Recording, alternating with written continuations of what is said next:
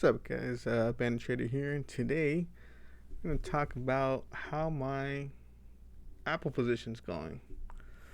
So, uh, yeah, not the best decision I've made. So, if we took a look at Apple here, if you could see, we bought here in this area at the buy signal, and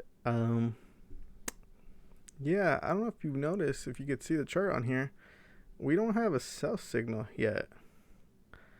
And for some reason, I decided to sell here when there's no sell signal. And we have these drawn out channel lines. And we see it still has some room to run, and it hasn't violated our channel lines. And somehow I think of selling here, which is like, what am I doing? So if we go to the history here, let's see. So on here, I bought in 114, average 114.97, and I sold at 115.93. Like, what am I doing? So altogether, I made this amount, which is a big letdown of what it could have been. But just part of the game, I guess. If we go, so yeah, just disappointing. If we could see now, Apple is at around, let's see, I think it's at 118. TradingView doesn't really have a good post. 118. 118, yep, 118. 118, huh? So it's at 118. So if we can just do some quick math, right? Let's see. So let's say 118. I bought it at 114 minus 114 with 97. This is the difference times how many shares I had. 199. We'll go exact because I had fractional shares here. So let's just go exact just so we can get it. This amount, I would have made this amount.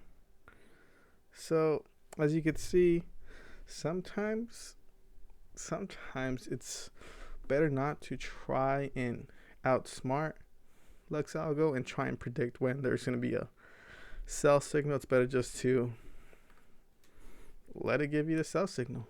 Because do you guys see a sell signal? I don't see a sell signal. So why am I selling here?